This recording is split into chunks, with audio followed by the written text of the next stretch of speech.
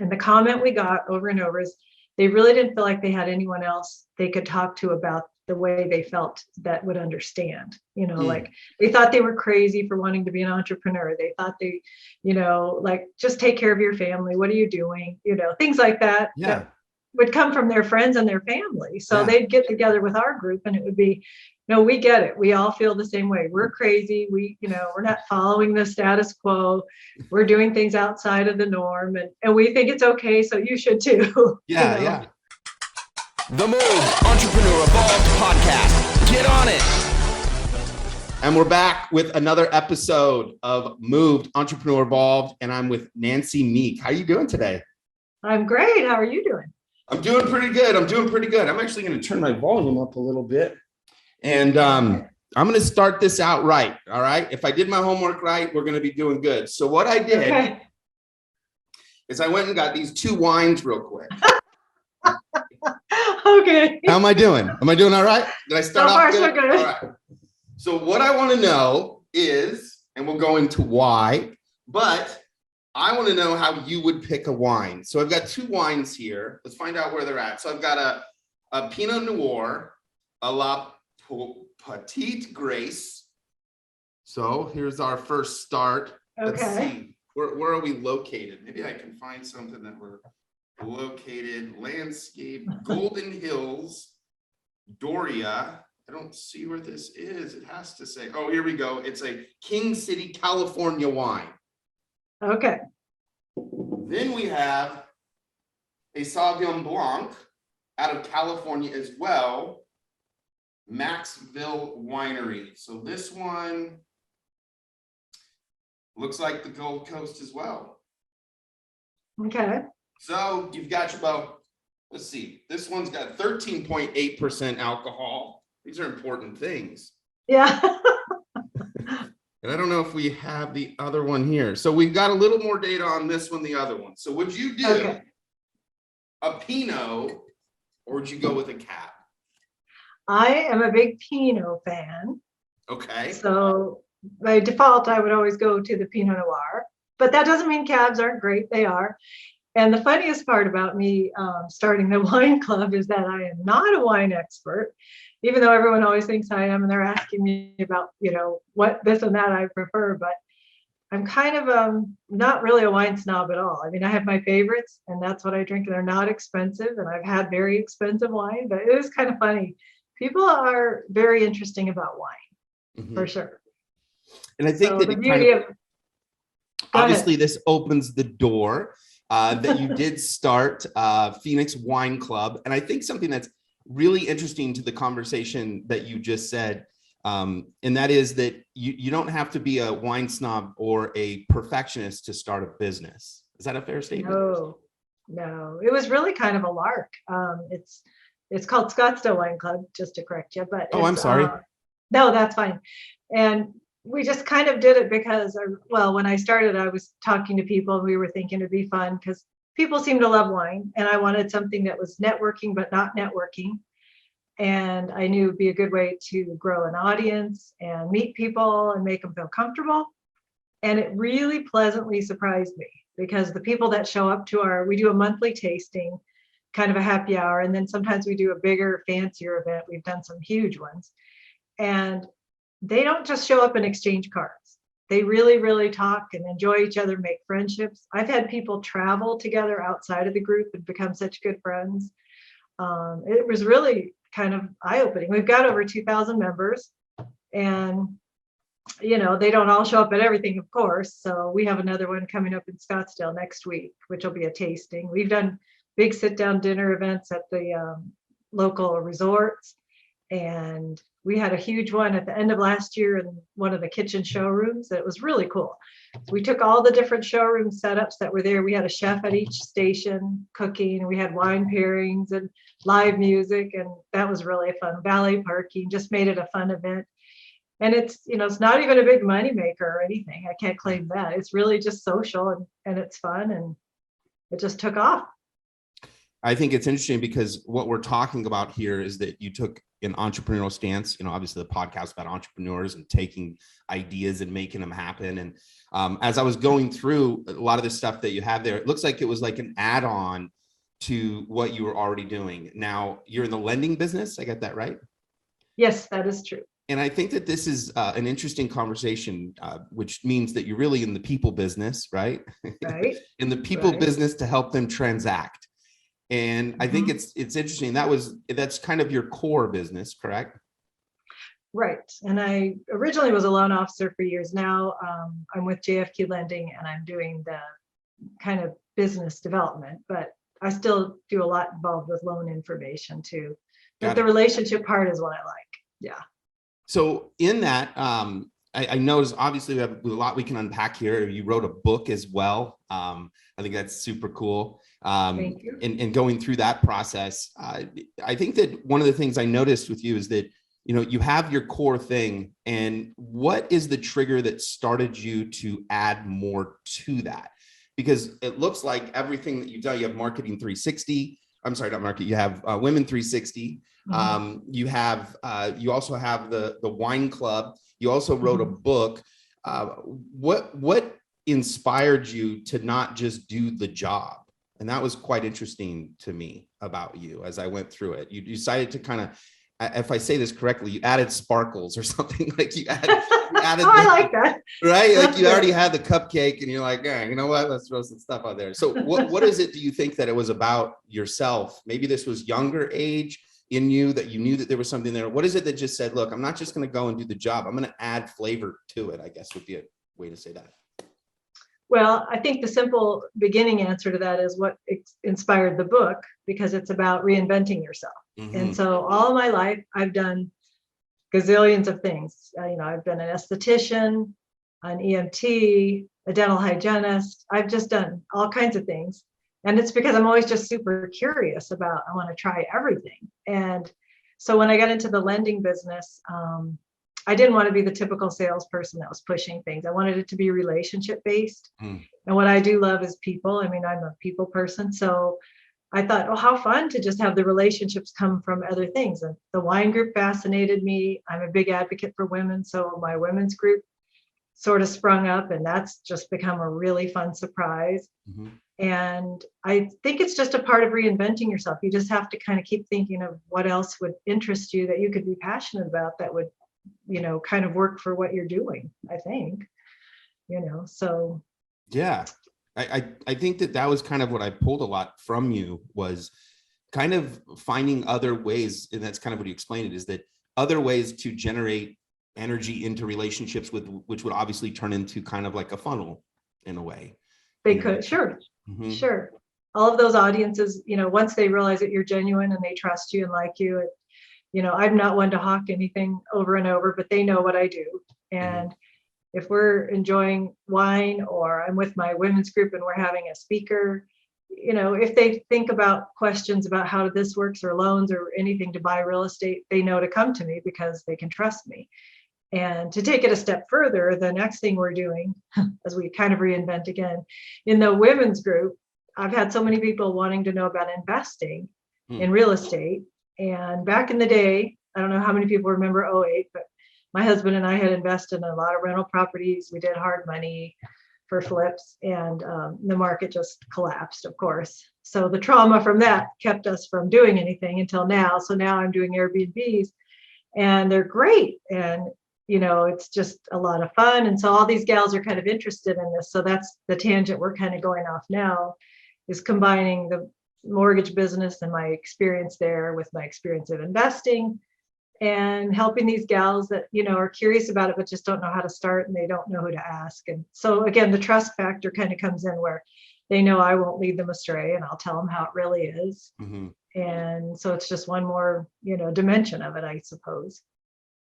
Yeah, I think that I think those are really important. When you take on and decide that you're going to make a shift, do you feel like sometimes there's a sadness in the way that it used to be, it's going to be gone? Or do you feel like, do you have the ability to just like let things go and keep going? Because I know a lot of people carry a lot of stuff with them. That's true. Well, probably the thing I did the longest consistently was see patients in the dental office. And I did have a hard time letting that go because it wasn't about the teeth, it was about the patients. They were all, I'd seen the same folks for 20 years, and it was really hard to walk away from that. But I guess I sort of get to a point where I'm not as challenged. And so then I'm very motivated to find a way to make it better and do more and get satisfied from what I'm doing. I just don't want to leave any stone unturned, I suppose. Yeah. Which Yeah. And what, obviously everybody says, well, not everybody, but riches are in the niches can sometimes come out from a lot of people. And, going straight to wine, you kind of chose that. And then you had Women 360. What was the story behind that? What made you decide that this is something that I'm going to lock in with women? You see more of it than you've ever seen before. Our ability with social media to, identify ourselves as in specific arenas together has never been that, we've never been able to do it like this, right? It was like, go to church and find your group. Yeah. What was it that triggered you to say, look, I'm going to serve, in this portion of it, I'm just going to serve women? What was it, do you think, that drove you as wanting to lead that charge for yourself? Could be partially because of my daughter. I mean, I also have a son, but my daughter and I also are real close, and she looks to me for a lot of things. And I had a lot of girlfriends and patients that would quiz me about things, and it just seemed to be like I was kind of a counselor by default. So I thought, well, I could probably put this to good use and really inspire a lot of women and make them feel stronger, because I think, and it's never, man bashing or anything like that. It's just the fact that, there are a lot of women that deal with a lot of issues, and they won't, they need to understand that they can go forward and they can do it. And they just kind of need that voice, of support. So we started experimenting with that when I started with a partner, Kathy Droz. And we just found that women were really hungry for that. They wanted to have a group that was genuinely supportive and not backbiting. They wanted to have somebody who would kind of lead the way and make them feel like they could do it. We'd bring in great speakers and do great events. And whenever you have someone leave one of your events and they say how much better they feel and how, confident they feel, it's so sad. Again, we don't make a ton of money from that either, but it's just really satisfying. And so it kind of just grew of its own volition. And we don't know everything, but we definitely have a lot of people in our, group that either know something we don't, that can help contribute. And it's just a good synergy. What are some things that you find that hold, because you have more answers obviously than I do here, that hold women back in those? Because there's always, there's this story of like the alchemy, right? Or it's like you meet where that person is to teach you, meet you where you're at.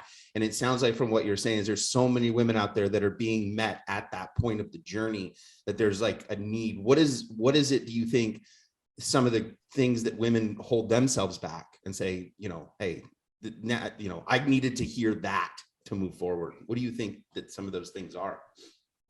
Well, I think largely a lot of it is just the fact that they need the confidence to understand that they're worth it, and that they do need to put this, idea out there and really follow it and make it work and believe in themselves. Sometimes there's shame involved. Sometimes there's family matters that, everybody else needs to come first. And I can't do this for myself. So we just want to make people understand that, these gals, if you have an idea and there's something you're passionate about, it's okay to do it and explore it and build it yourself. It's a good thing. And look at all of us in here doing it, and we're making mistakes along the way, and you will too. And it's fine. It's going to be fine. And they just want the like-minded. I guess what I could tell you is we had one coffee meeting, and that was the most interesting piece. We had a lot of gals show up for a coffee one day. And the comment we got over and over is they really didn't feel like they had anyone else they could talk to about the way they felt that would understand. Like they thought they were crazy for wanting to be an entrepreneur. They thought they, like, just take care of your family. What are you doing? Things like that. Yeah. That would come from their friends and their family. So they'd get together with our group, and it would be, no, we get it. We all feel the same way. We're crazy. We're not following the status quo. We're doing things outside of the norm, and we think it's okay. So you should too. Yeah. That's kind of how that happened. And people do seem to want that. There's a group of us that are, just thinking a little different than everybody else. And you also, I'm sure, because of obviously the conversation and what you have is you have people that are doing businesses, and then when they're in with Women 360, they're in with women that are just like, oh, this is the next level, right? Because there's like these levels to the game. When's the last time you felt that next level of the game? For myself? Yeah. Oh, well, I think going into this, the real estate investing will be a huge next level, because I've sort of, a little backstory on that, which is kind of a funny story. Is Yeah. I sort of shut that down because of the experiences we had. And one of them was not only losing everything because of the market, which I couldn't control, but we had a partner as well. And we had a lot of money tied up together, and we did the flips and the hard money, and it went great for a while. And all of a sudden he kind of disappeared. And he was the one holding all our money, of course. So we got a hold of him. He reassured us, things went back on track, and then he disappeared again. And what he had done is go to Mexico and tried to buy a resort. And he took all the money from his investors, us included, and he spent it on this, and then he lost it. So he didn't want to tell anyone. So he went to the cartel down there and he borrowed from them, and he couldn't pay them back. And that's not a game you play. So they murdered him. And so Hold on. we find out our money's gone. Yeah. You just literally changed the whole podcast. So he murdered him. Yes. I wasn't ready for this, Nancy. Okay. I know. So we find out the guy is dead. It's like, well, there goes our money. So now we lost all of our homes and our money. And so that's why I wasn't ready for this. Hold on. No, I got to unpack this. I can't just like move on. All right, hold on. Let's. Okay. I'm sure he was a good person in other areas of his life. So it's kind of everything on it. So wait a minute. So you decide you're in business with him. How long were you in business with him? Oh, for years. We had been friends, and I'll say 8 years. Did you have, like, when you look back, do you go, like, did things connect, or did he do it so abruptly?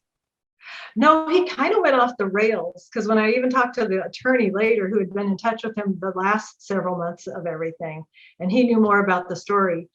He apparently had gotten a girlfriend down there, so he'd left his wife, which we didn't know. I guess twice the cartel tried to give him a warning. Like he said, oh, they were driving down the road one day, a bunch of them in cars that were his employees. And then these guys pull up with all their guns and pull him off the road and look in the cars, and he wasn't in the car, so they let him go.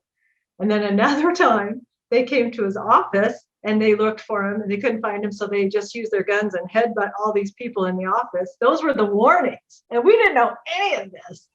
And so he was kind of a normal, good guy. Even the lawyer said, yeah, he was a great guy until he decided to go off and go crazy. What do you think? Because this is actually interesting, because people that are in business, everybody has a pretty crazy story if you're in long, right? You're always like, I didn't know what the heck happened. You know, I have a scenario where, you know, I had a business partner that was like stealing, and then it seemed like it was like, I got put on it. I'm like, I don't steal. This isn't gonna, and come to find out, you know, someone didn't say anything. They were stealing some stuff in the back. I'm like, this is ludicrous. What are we doing here? What do you think it is about people that have like really good intentions? Because I have no doubt in my mind from just even listening to you that the partnership had good intentions in the beginning. I mean, you definitely. Oh, yeah. What do you think it is in people that we change? Where do you think that changes? Do you think it's just more power? What do you think that is? Well, in his case, I think he just got very greedy. And so when he thought, oh, I'll go down here and I'll just buy this, you know, resort, and I'm going to turn it into this great thing. And then it became a very heady goal for him that he would be able to brag about having built this beautiful resort, but it took all the money of everybody he trusted to do it. And so he just went from greed to, I'm just desperate now. And then it went from there and lost all logic, for sure. Was that was it Arizona, like Puerto Penasco, or? Yeah. It was. Yeah. You know what year was that? That he was killed? No. What year was what year did he try to do that? Oh, well, it would have been right after 2008, because that's when everything kind of fell apart. I was out there in 2005, I think, 2006 or something like that.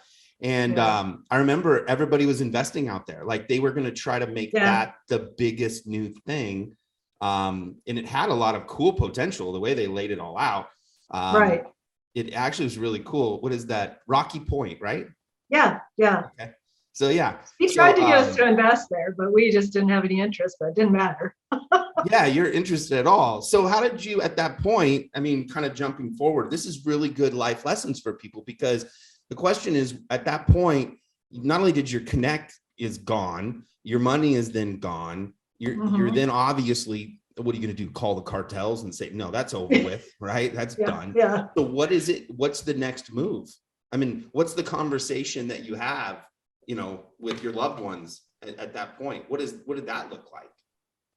Well, my husband and I just, kind of licked our wounds and figured out that, well, this was bad timing in many ways because of him and the market and everything else. So, I mean, the good news is we didn't have all of our money with him. So we were able to kind of pick up the pieces and go on. We definitely felt it because it was going to be some retirement income. But that's really sadly, the thing it did is keep us from investing until now, because I would have jumped in again much sooner probably and had time to build up more, but we were just so gun shy for so long.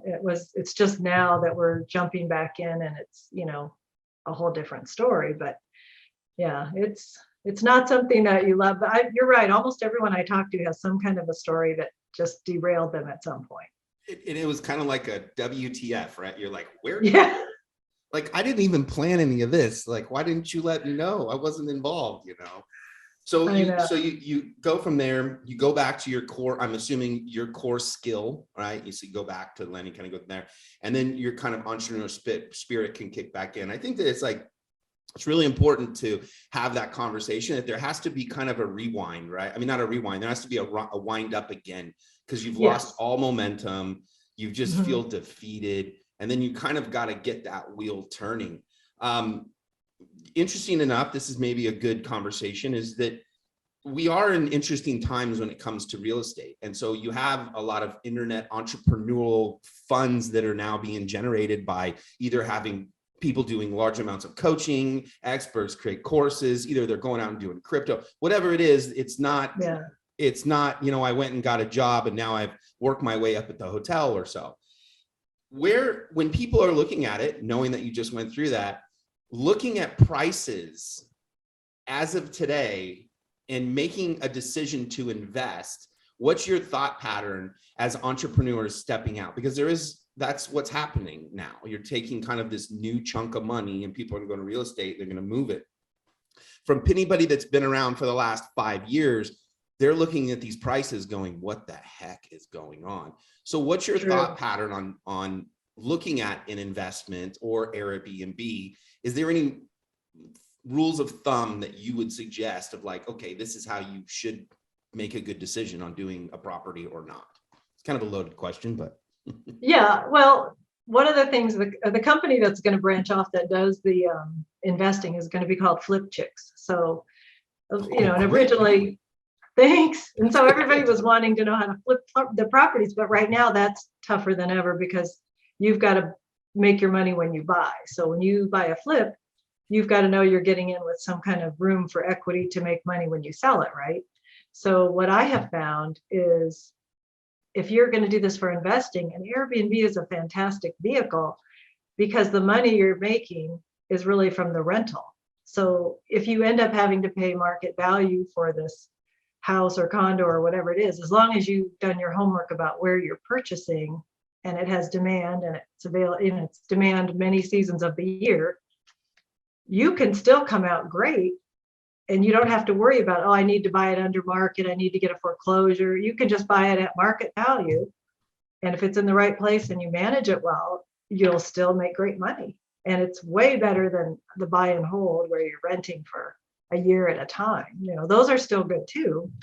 And you can do that with something that you pay, market for, I guess. But I'm just a big fan of the Airbnb because as long as you're in a good location, the one we have is in Munns Park, which is up by Flagstaff, up north of Phoenix. So there's the skiing, and then in the summer it's like everybody is flocking out of Phoenix to go up north, and it's only an hour and 45-minute drive, but it's cool and there's trees. So that was kind of a good spot to pick.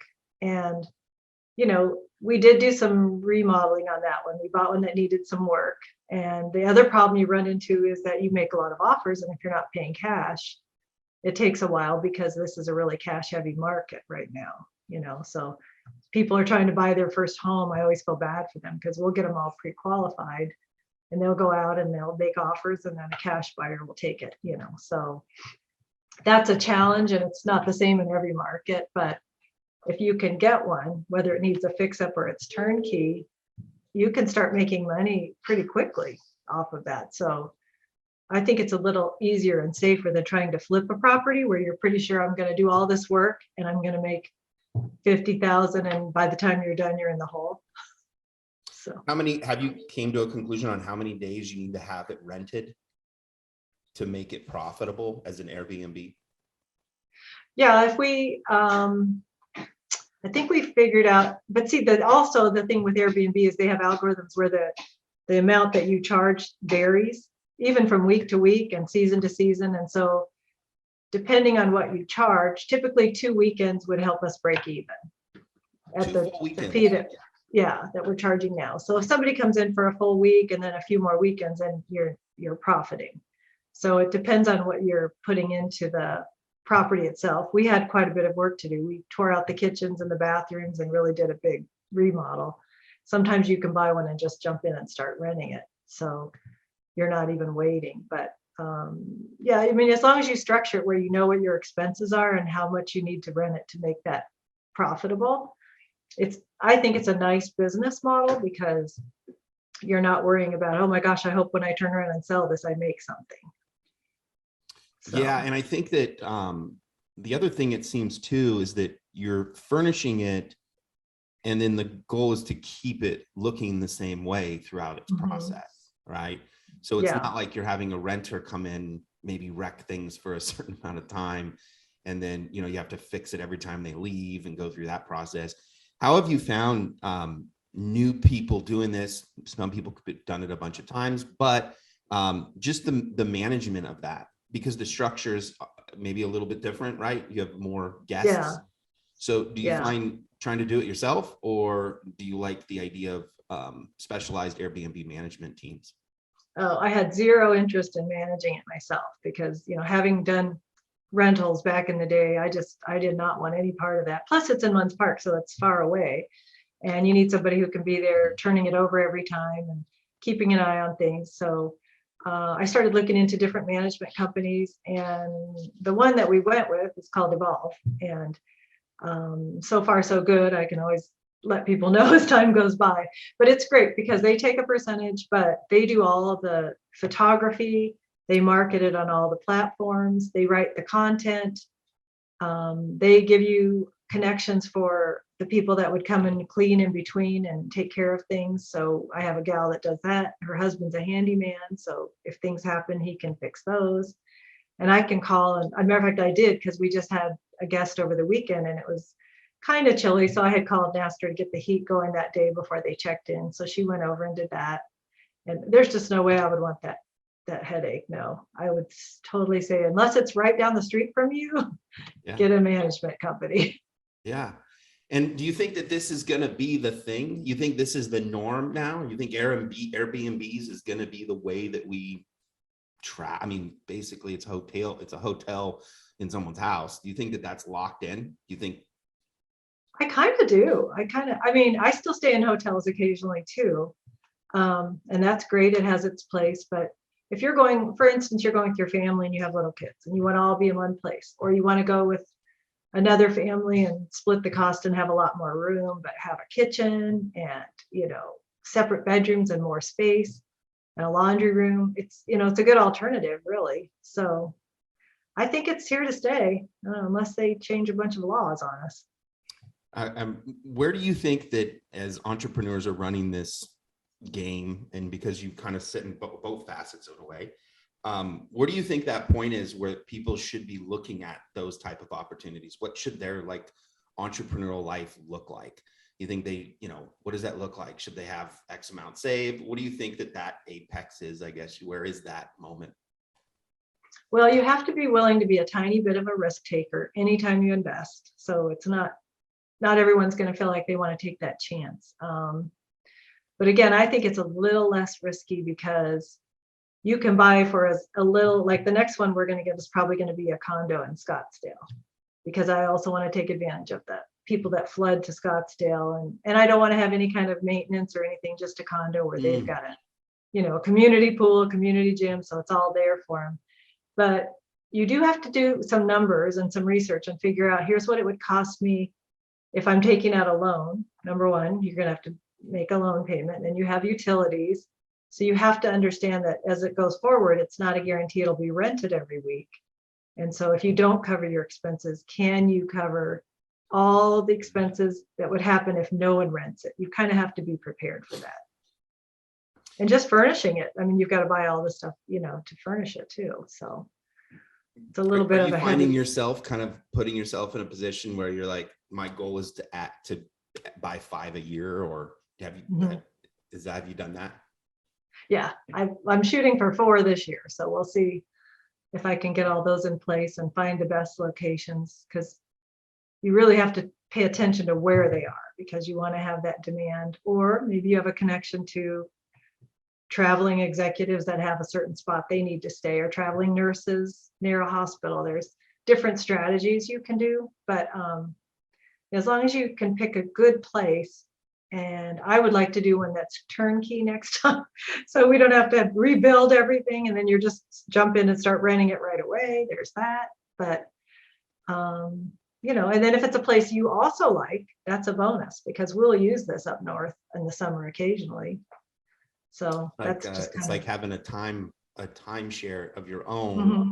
but also kind of, I wish I had bought in a place in Vegas, in a condo on the Strip, and it was before all this was happening. And I look back and I'm like, that's what, that was one of those properties in 2008 that you're like, I guess I'm not going to be having that one anymore.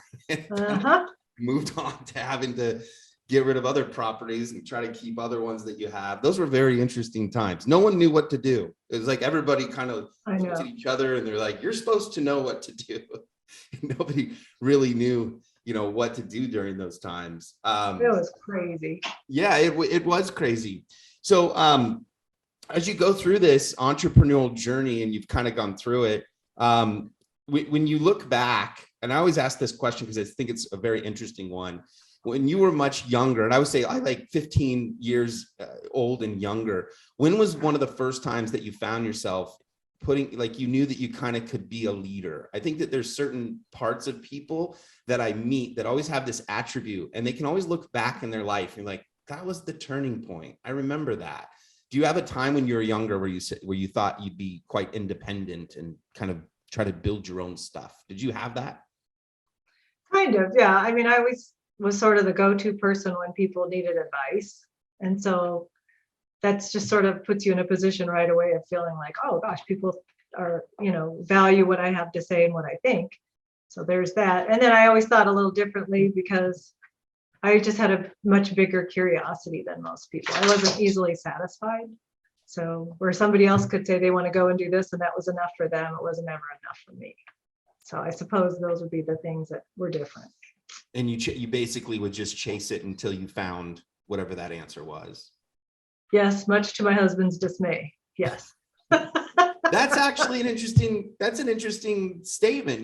When you have, sometimes I look at entrepreneurship and you see a lot of people that are very, sometimes end up solo a lot, because this entrepreneurial world takes you in some very strange ways as a partner, as a wife, and obviously family. Is that, how have you found to balance those things? Well, number one, he is really supportive. He's the exact opposite as far as being entrepreneurial. And I think he kind of likes living through the crazy with me. So even though some days he's rolling his eyes going, what are we doing now? I just can't even, and I would get license after license. And his joke is, where are we going to hang this one? Here's your aesthetic one. Here's your dental hygiene one. Here's your mortgage license. I'm like, well, I'm curious. I want to learn these things, So he would just always kind of go along and crack up and make jokes and hang them on the wall. But you've got to have somebody who gets how you are and doesn't try to stifle it, because I do wacky things. I'm part of a very high-end mastermind called Apex, and I go once a month to Dallas and meet with all these people and fly out there. And he doesn't get what in the heck I even like that for, but he's like, okay, you go. I know you need to do that. So you have to have somebody who understands that you're just driven, and it'll make their life more interesting too. So if they can just look at it that way, I think it's kind of a cool thing. So, and my kids have definitely become entrepreneurial as a result too. And their dad is a very hard worker, so they get the work ethic from him as well. And I don't think there's anything bad about it. I mean, we do have a lot of family that thinks I'm crazy. There is that. So, But it's always good when, you just said that you went to Apex or whatever. It's nice when you get around other people that are kind of you're crazy too, because then you kind of, you're not alone, and you kind of like, am I weird about thinking like this? You're like, no, I thought about that too. What was your decision to, you can go into explain what it is, but Apex is a group where you can go and network with other high network people trying to make moves. What was that like for you? And you've probably done this just from kind of child, but what was that like for you to make a decision like that, to say, look, I'm going to go kind of hang out with these other people to make better decisions? Or what was that decision process like for you? Because a lot of people have to try and make those decisions, and those are important decisions. What was it like for you? I thought it was pretty life-changing, and I wish I'd have done it sooner. But the interesting thing about it is there are different levels, as there are in many of these groups. And so at the higher level, when I came in, basically there was only one other female, and then she left. So I was the only female for a while, which was interesting. It's a room full of guys, all these dudes, but they were so welcoming and so supportive and so nice and inclusive. Nobody, made me feel like I didn't belong. It was great. And Ryan, the leader of the group, he was just amazing. And I think, everything went so much smoother and faster from that point on. I really wish I'd have done something sooner like that. So I'm a big advocate for getting coaching and being around those kind of What folks. do you think that was? Because you kind of said something, but it's kind of like it's not saying something, and it's like what is it that, and it's not meaning you're hiding to hide it, but what my point is that you're definitely, there's something that do you think it's the vibration that you get that changes? Do you think it's the seeing other doors open that you didn't see? What is it that you think that happens to somebody that goes through that process and being involved in like a bigger group of something, right? What do you think it is? Well, kind of like you were saying, I mean, it sort of justifies the way you feel. And you do realize that there is everybody else trying to do what you're doing, and some of them doing it way better than you. So obviously you learn from that. And then if someone else needs to learn from you, they can too. And it's just a really, really great synergy of energy of everybody helping each other if you're in the right kind of group and they're genuine and they're really growing and learning. And sometimes you get lost in your way too, and you trip over your own feet. So you need that clarity of all the people around you are saying, oh, I've been through that. I did that too. And this is what helps me.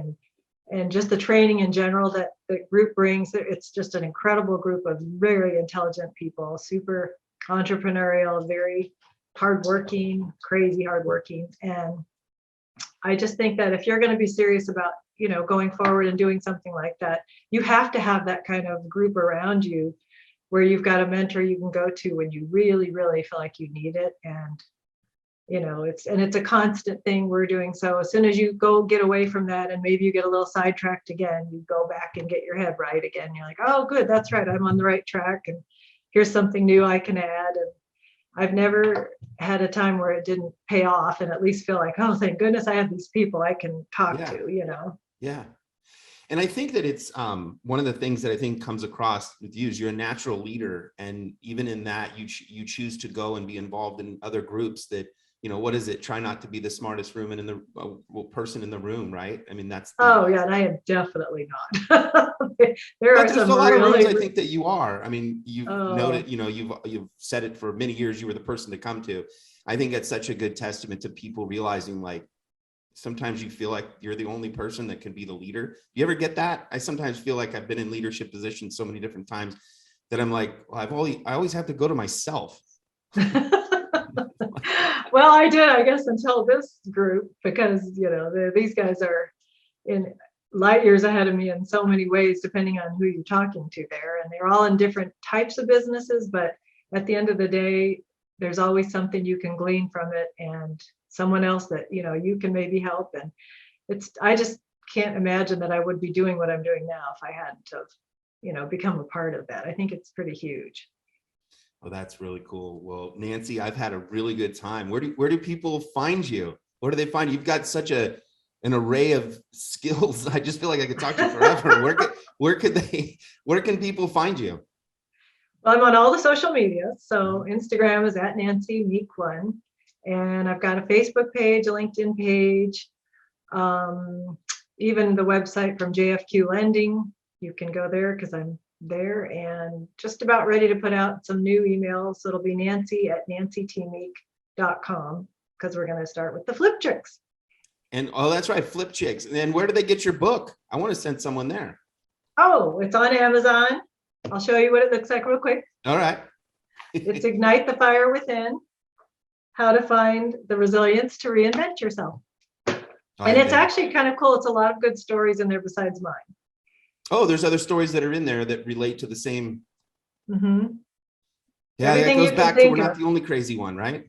Right? Yeah. I mean, it's everything from people that had to do it because they were divorced or facing illness, or some people that, like Frank Shankowitz, he just wanted to do the program he did because he wanted to give back. So it's just all kinds of stories that make people realize, you can go out and do that too. That's a good way to finish it. Thank you so much. I've had such a good time, Nancy. Thank you so much. Thank you. Close this out with the Me mood. too. Bye. Bye. If you like this episode, make sure you smash the like button and subscribe to the YouTube channel. Just like Nike is to athletes, Moved is to entrepreneurs.